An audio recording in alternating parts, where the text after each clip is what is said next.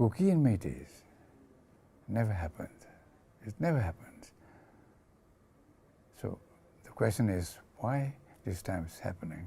So I strongly feel that the perpetrators, on both sides maybe,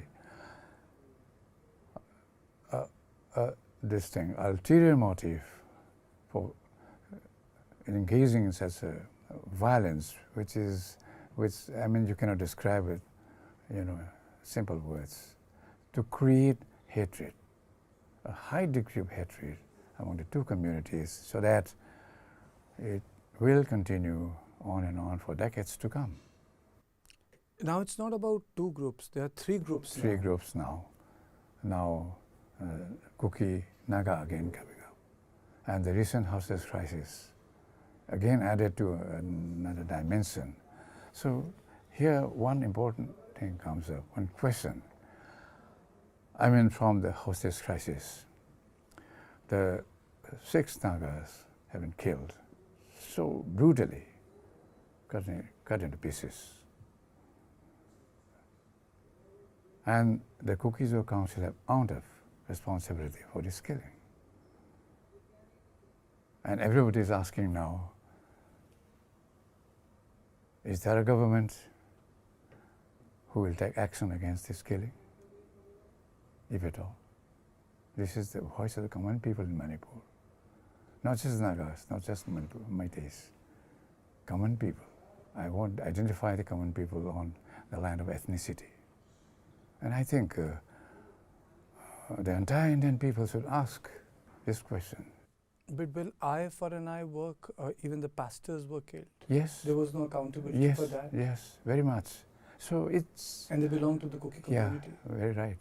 It makes someone feel that, some sort of a free-for-all.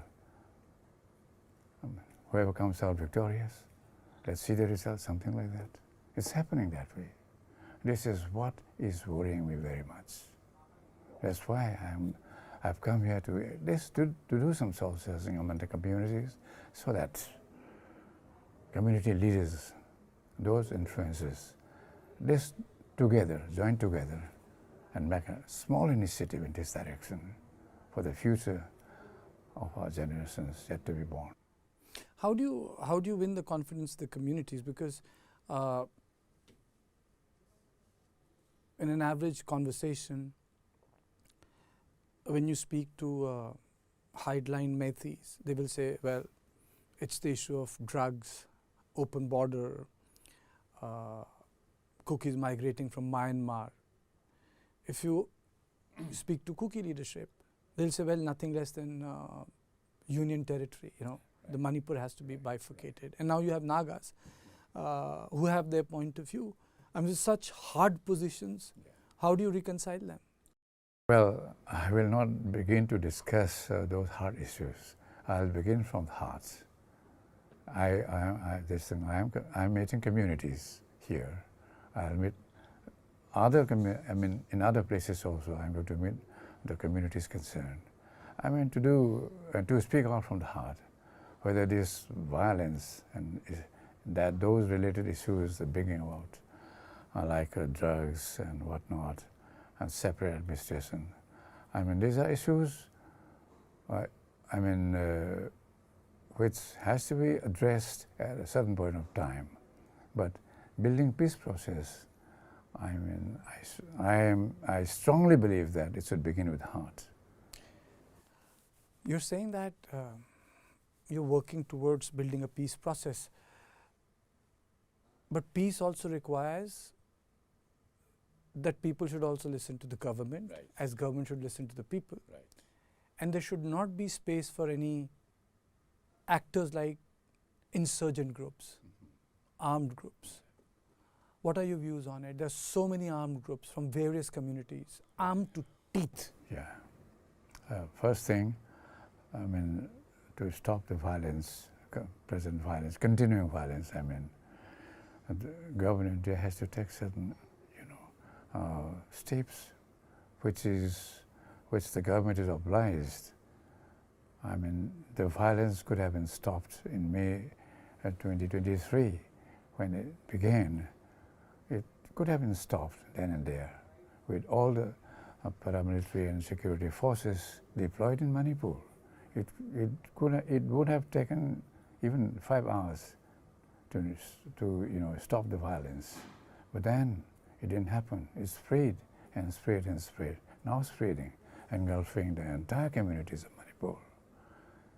So the question is why it was not stopped. That is the question, big question. I have a question. Okay, that's an important observation. Maybe, well, if I agree that's the failure of the administration, but the government changed the chief minister. But my question to you was, do you think that there is any space for insurgent groups and armed groups in the state? I'm asking you this question in great sincerity. Mm-hmm. Well, I think I'll have to make this thing 2 categories. The insurgent groups, it is for the government of India to engage them in talks to bring about a solution to the problem. But this violence, which began on May 3, 2023, this is something different. The reason why I'm asking this question is that communities don't take an honest position. I mean to say, the Kukis will defend their insurgent groups, the Meiteis will defend their insurgent groups, and the Nagas will defend their insurgent groups. If every community has one insurgent group, which is the holy cow, then what do you do? Oh, well, that's right. But I think issues with insurgent groups is a different political matter. Of course, armed violence is involved, but then... And I'm talking to a person who has seen all that, who is 81 years old, and now using a different language. No, I'm not using a different language. For me, the UNLF actually, it is based on the idea of Manipur. It is not a Meitei organization. The founder president was a Naga, the founder vice president was a Kuki, and the founder general secretary is a Meitei. So UNLF is not just an ethnic organization. It is an organization of all the communities inhabiting Manipur. So the idea of Manipur was there, and UNLF took care of all the communities, in whatever possible manner, possible way. I may observe here that when we were operating in Churasanpur and Farjol district, I have had occasion to meet people, villages there, and interact with them.